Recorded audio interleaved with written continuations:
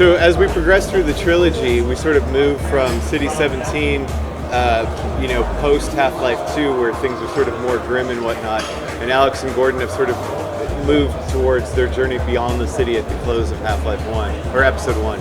In Episode 2, you're now out of City 17, and you won't be going back, at least not for a while, and you're in this very expansive forest that opens up the gameplay to a broader scale. So the Hunter, the new creature that's been introduced, is sort of designed to take advantage of that. He's much faster, can traverse both the landscape as well as indoor areas, and we're also providing a new vehicle that you'll be spending a lot of time moving very quickly through that forest, fighting large-scale battles against striders and packs of hunters, etc.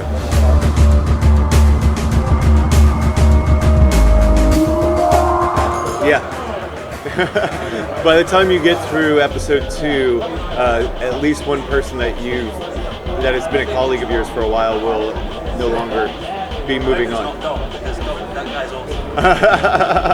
In Episode 2, you'll find out more about the G-Man and his relationship with Alex. I don't know that we will ever sort of, open up and say, okay, here's all the details. The G-Man is Gordon's father, or whatever, those types of revelations. I think that part of the charm of the games is the mystery, and for folks to sort of be able to sort of form their own hypothesis of how the fiction is intertwined and what those connections are is part of the fun. I mean, we see the game as being the user's to author, and all we're doing is trying to set up a framework through which they can author that experience. It's why Gordon never speaks. It's why you never see Gordon. We want the player to connect as if they're Gordon to that world, and to sort of be able to form some of their own conclusions, or at least hypotheses. So Episode 2 is going to be all about learning a little bit more, and Episode 3 is going to be a resolution of a lot of things. Right. How much is going to be resolved by the end of number 3 in terms of the Half-Life mysteries? Is it all written already, I suppose? Is the story done? Yeah, the questions are more about how we tell the story than what the plot is and what the exposition is. So we think we're going to resolve a lot, but it's hard to, how do you measure that? I think that people will feel a sense of closure and on a bunch of things, as well as saying, oh, darn it, now there's a bunch of more stuff we have to go learn. So that's the challenge with serialized narratives, is how to give people a sense that, yes, things are moving forward, but still wanting to, having new things to find out about. But there should be a good sense of, okay, that wraps up a fair number of things. Sure. When are we going to start to hear more about Episode 3 then? Because obviously the gaps seem to be quite long based on the first couple of episodes. This one's going to take, the next time you play as Gordon will be longer than the distance between HL2 to F1 and F1 to F2. Right. We're not probably going to announce anything before E3 or Leipzig. Not this year, so... we may at the very end of the year, but we're not going to announce anything in the next 4 months, which is from here to Leipzig. Sure. What do you think generally, though, in terms of the distance between these episodes? I think, for example, GTA 4 is going to do. I think that's going to be a big example of episodic, right? But I think they're planning to, the first episode is supposedly coming out in August, so that's fairly quick. Yeah. Would you like to be able to do it quicker? Do you think there's a benefit to having longer wait? What's your sort of view on that? I think our philosophy was, we spent 6 years on Half-Life 2 and upwards of $40 million, and basically, 90% or 80% of the company ended up working on it for a good chunk of that time. And that was just too much. Nobody wanted to do that again. And it was like, there was this trajectory of Half-Life 1 costing a lot less than that and taking, 2 years or 2.5 years, whatever it took. Then the next one took 6 years and a lot more money. So if you looked out, if we were going to keep going down that path, it was going to get more expensive and even longer. And what we wanted was an alternative to that. We wanted to deliver the games more quickly, and we didn't want to be taking the risk of $40 million or $50 million to make the thing. Because at that point, you're like, oh my God, we have to sell 2 million copies or else we're fucked, right? So I think we were successful in, it's been less than 4 years since Half-Life 2. We've gotten 2 episodes out. Each of them had new technology. Each of them had new gameplay. Arguably, F2 had more new gameplay than F1. But I think that we were successful in giving players more time with Freeman, more time with Alex, giving them new experiences, telling more of the story in a much quicker fashion. Episodic conjures up this notion of television where it comes once a week for 12 weeks or whatever it is, and then it comes back 6 months later with the second, season or whatever. And so maybe there's a better word for what we're doing. Right. You know what I mean? But I think the goal was to get away from that, half a lifetime mountains of money to produce the next thing, and we succeeded in that. Yeah. And maybe we could have chose a better word to describe what we were doing, but yeah. And split these episodes are sort of 10 hours or 5 to 10 hours each, depending on how bad you are. Yeah, and I mean, to be truthful, games that aren't calling themselves episodes are kind of getting around the same time zone. So, I think, while we didn't maybe choose the right word, I think our intentions were, we were trying to be honest and saying we're not giving you 15 plus hours that we gave you in Half-Life 2. We're going to give you a little less, and we're going to give it to you in a more rapid pace, and we're going to move the price to be more according to that. Happy with that. I think that part of the reason we are doing episodic releases or smaller content releases is to allow us to take some of the risk out of the schedule and instead put it into the gameplay. So Portal, if we'd said, let's go off and spend 5 years building a $20 million game, it would have been fairly scary to have both that financial risk along with the game design risk. But by focusing it into something that we can include as part of Orange Box, it allowed us to take that risk. And I think it's very, I think it's as important, if not more important, than the inclusion of physics into the genre. When people ask George Lucas, are you going to make a third trilogy of the Star Wars franchise? He gives a definitive no. So I'm interested, after episode 3 comes out, do you see life for Half-Life beyond its current iteration? Yeah, sure. I think there's a lot of things that we want to do with the story, with the characters that we haven't done yet. The story you said is already complete, or no, the plot is done. But I'm presuming that you did the voice recording episode by episode with the actors, right? So, sometimes we record ahead if it's convenient on some pieces, but we actually do pickup lines pretty late as you're looking at the performance and just sort of optimizing.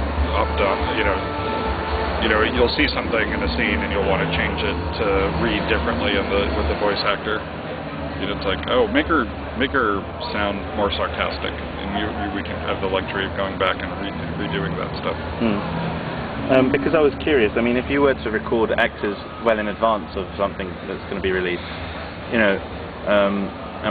that, and from an internal perspective of all of your staff, how do you keep things secure in terms of this stuff not getting leaked? Well, we did have that internally all of the Half-Life 2 source code end up on the internet at one point. Oh yeah, there was that. So, hopefully we've learned from that to be a little more secure. What have you done to be more secure since then? None of your business. Now that is a very good answer. Barking dogs. Very mean-looking dogs. One of the great things about doing episodic is that we're able to embrace the new hardware as it comes online and support things such as DX10 when it arrives. And also just by doing more frequent releases, we're able to sort of add on to the gameplay that we're using in physics more quickly. So examples would be in Half-Life 2, there was some basic physics stuff where you can manipulate the world and manipulate objects. Now in episode 2 we're moving to cinematic physics, where objects in the world that are sort of large-scale items such as buildings and what have you are actually active physical objects. In Half-Life 2, if we wanted to have a Strider attack a building, we had to have it be a set script moment and a set piece that was sort of behind an invisible wall. In episode 2 now we're able to sort of remove that invisible wall, and you'll be able to go into buildings, battle, and the Strider will be able to take that building out and it'll explode in all physics glory and whatnot. Well, it's still sort of to be determined how far we're going to be able to push with DirectX 10. The hardware hasn't been delivered yet, so until that happens, it's always sort of theoretical. But it does look very promising, and we are very excited about the things that we've heard there. And I think we have a pretty good history of always trying to migrate our technology to take advantage of the latest stuff as soon as we can. And the episodic, approach certainly gives us an advantage there. Yeah, AI is something we're always looking at and trying to advance and to make the world feel more real and more natural. In Half-Life 2, I think some of the big advances were to sort of make the non-player characters aware of what you were looking at and what you were doing. A great example of that was when you went to Eli's lab and you were looking at the pictures of his family, and he would comment and say, "Oh, you remember my wife, don't you?" and stuff like that, where folks, hopefully the first time that happened, they said, "Whoa, wait a minute, how did he know what I was looking at?" And there was an element of surprise there. In episode 1, obviously, there was a lot of work done to the AI to make Alex a formidable, sidekick, if you will, or partner in crime throughout the episode. Previously, all those characters sort of were with you in the non-combat situations, and when it was time to get to business, they would say, "Okay, I'll meet you later." And so in episode 1, we felt really proud of the fact that we were able to sort of, let the player go, "No, I'm coming with you into the battle." And that was a big step forward for us. And as we move forward, we're always going to be looking for ways to make the experience feel more natural and to have those players be someone that you not only want to be around with for story and for comic relief, but also to be, viable partners in crime as well.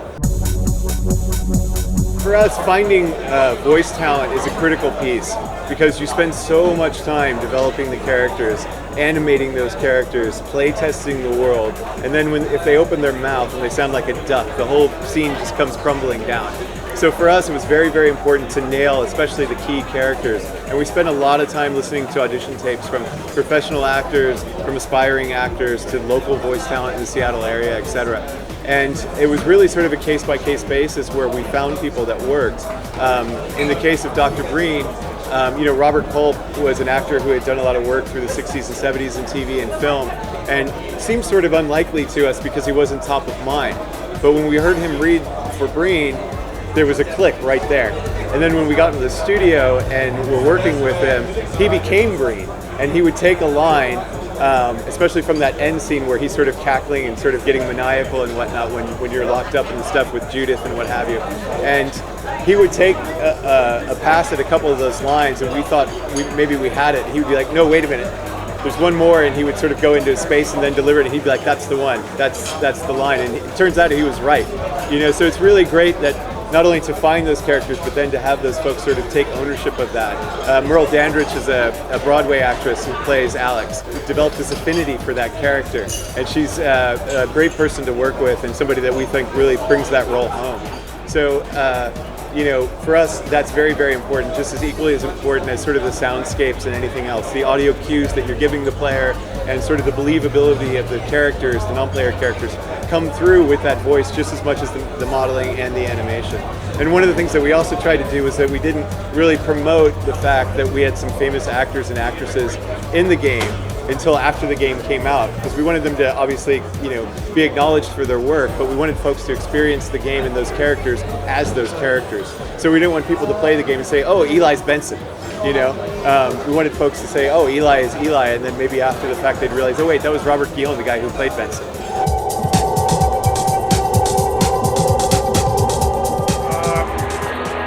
You will learn more about it, whether or not it shows up like in an episode 3 or in a different vehicle. You'll definitely learn more.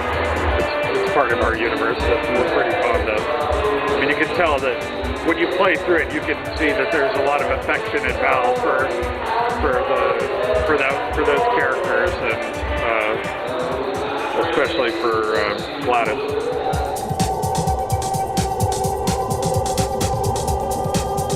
So the team scales vary quite a bit. Usually they start off with a small group or a prototyping and getting the basic ideas together, and then the teams will grow as we get further into development. It's a little harder for us to sort of put a head on stuff because we have teams that are working on technology and they sort of service the design groups.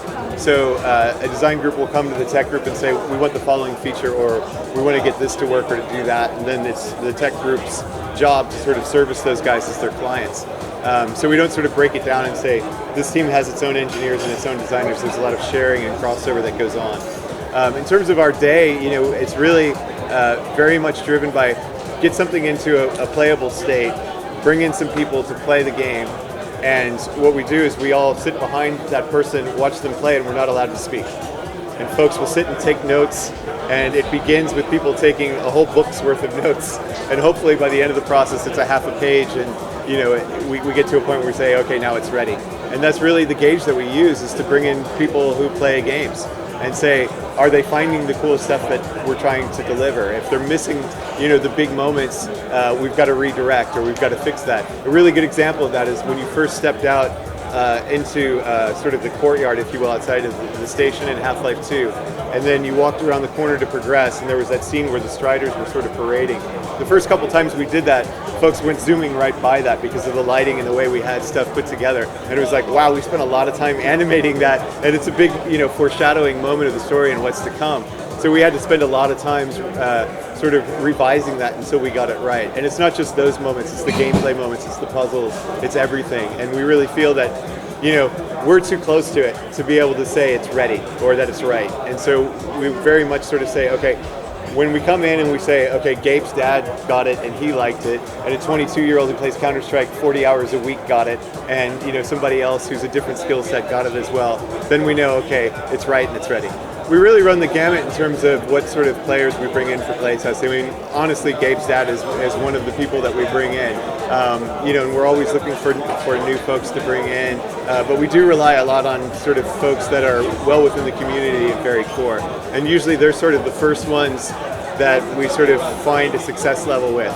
And then the harder trick is to say, how do we keep it interesting and challenging to them, but also make it so that someone who's a more casual player also has a great experience as well. I think with episode 1 you said that you noticed a lot of players sort of went some of the way through and got stuck or maybe didn't finish episode 1. Mm-hmm. What have you found has been the sort of trend of playing through on episode 2? Well, number one, Portal surprisingly seemed to steal the spotlight away from TF2 in episode 2, which was sort of interesting side effect of the orange box and something that we didn't see. But with episode 2 specifically, I haven't looked at the stats lately to see what the completion ratio was, but the feedback I've heard from most people was that they did make it to the end and they hated us for what we did at the end by taking away the one character that went away. So I think overall what that was telling us was that people liked the story there, and that we hit on maybe, I personally agree with this, and I'm not like making up the feedback because it's my opinion, but I've heard this played back to me, was that especially in the last hour or two of the game, that we hit the story harder than we had in any of the prior Half-Life games.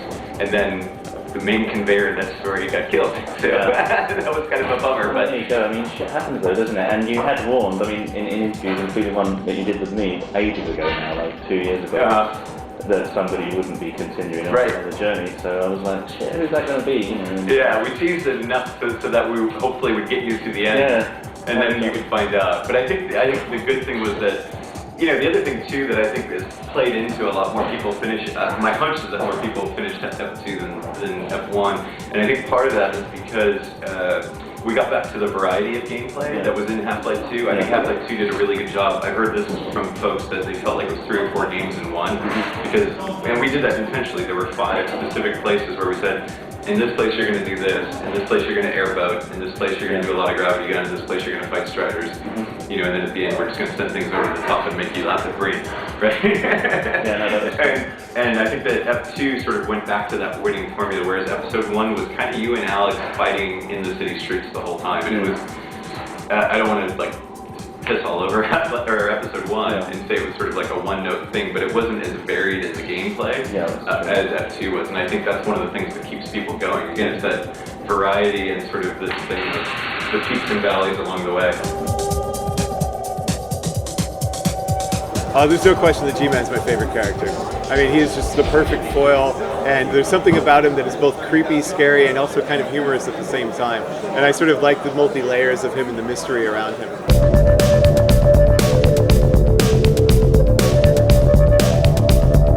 Well, we've tried to have conversations with Apple for several years, and they never seem to. We have this pattern with Apple where we meet with them. People go, "Wow, gaming is incredibly important. We should do something with gaming." And then we say, "Okay, well, here are 3 things you could go do to make that better." And then they say, oh, "Okay," and then we never see them again. And then a year later, a new group of people show up who apparently have no idea that the last group of people were there and never followed through on anything. So they seem to think that they want to do gaming, but there's never any follow-through on any of the things they say they're going to do. And that makes it hard to be excited about doing games for their platforms. I just don't think that they've ever taken gaming seriously, and none of the things that developers ask them to do, they do. And as a result, there's no gaming market there to speak of. we'd love it if they would get serious about it, but they never have. So I mean, There are too many really other people who are serious about it spend time working with somebody who's, can't even follow through on any of their commitments to game developers. We've seen no evidence that they are able to follow through on even simple programs in the game space. It seems bizarre to me because it's like one of the biggest things holding them back in the consumer space. Like if you look at a Macintosh right now, it does a lot of things really well compared to a Vista PC, but no games. Why I don't know. If I were a Macintosh product manager, it would be pretty high on my list to get that problem taken care of. I don't know how you guys see it from where you sit, but it seems to be probably the number one thing holding them back with consumers. We build our technology from the standpoint that we're going to have many uses for it, both ourselves, the mod authors, and perhaps third-party, professional commercial developers as well. When we approached Source, we said we're going to make a bunch of different types of games with this, and I think that's evidenced with Portal, Team Fortress 2, and Episode 2. I mean, all three of them are pretty radically different. All three of them have pretty radically different art styles. Dark Messiah of Might and Magic, again, they're doing a lot of stuff with melee combat and hand-to-hand stuff that we don't do, but the engine was sort of built modular to support that. And we really see anybody who wants to use the technology, whether it's Steam or Source, we invite them to approach us and talk to us about it. For us, our key, our staple of our business is to create content. But a byproduct of that is that we create some pretty cool technology that others might find useful as well. And we're pretty open to doing that, but we're not sort of in the middleware business as our primary focus, although those sort of relationships and deals, if you will, are available for third parties.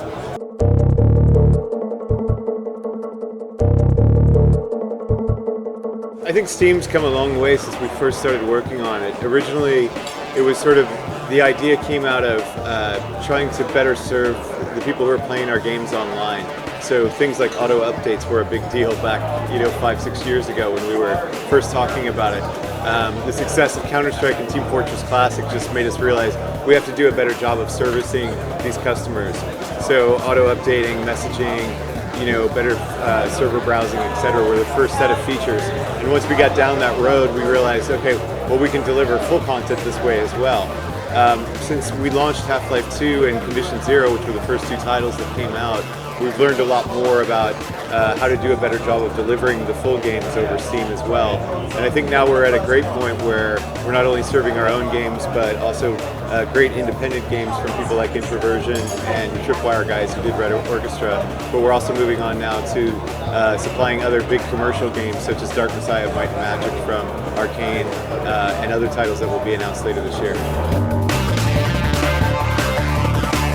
I think that on any platform, you have to sort of look at what the customer's needs are. And if people are going to be playing a lot of games online, there's a whole set of features that they're going to need. Auto updating, they're going to want new content in the form of new maps, new weapons, new player characters, etc.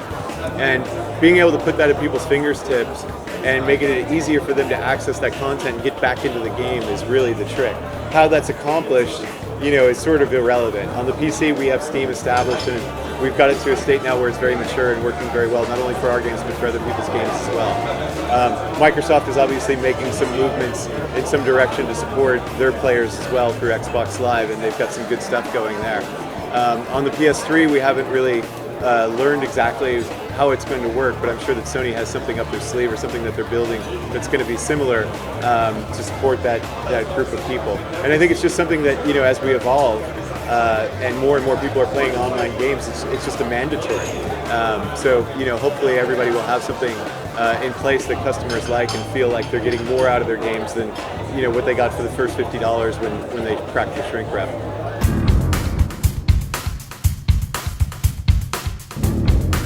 The PS3 version, the 360, and on the PC, there'll be a pack that offers Half-Life 2, Episode 1, Episode 2, Team Fortress 2, and Portal. So that, folks, regardless of which platform they're on, if they want to come in and catch up from Half-Life 2 forward, there's one pack that solves that for all of them. On the PC, meanwhile, for the guys who have sort of played Half-Life 2 and Episode 1, there'll be a pack that is just Episode 2, Portal, and Team Fortress 2. It's still to be determined.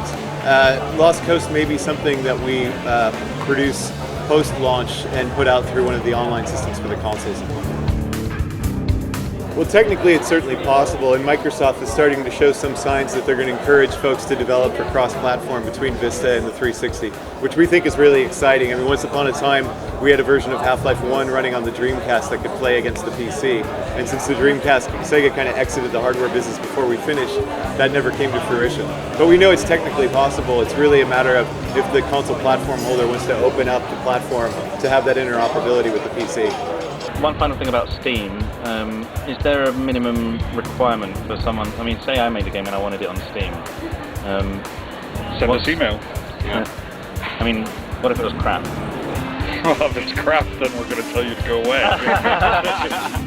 Well, you've already told us it's crap, so we believe you.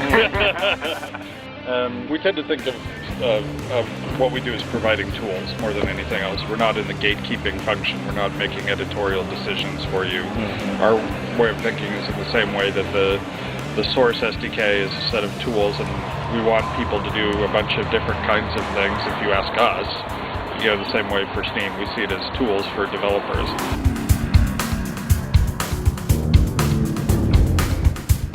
Well, I think the biggest thing that people should have been paying attention to is the shift in marketing and distribution away from traditional forums to digital forums, because I think that's going to be a huge benefit to the creative types as the pie shifts towards content creation and not distribution and marketing. And then I think the next 10 years we're going to see sort of disappearance of games as an independent medium, and instead everybody's going to have to figure out how to be an entertainment company, not just a games company. The flip side is that you can't be in the movie business or the TV business, you have to be in the entertainment business as well. That customers are really trying to indicate that through things like Pokemon or the sales of the Harry Potter games. And we're still stuck in the mentality of the production, the accidents of production, not the way that customers really want us to be building entertainment. You're not supposed to be here. Forget about all this.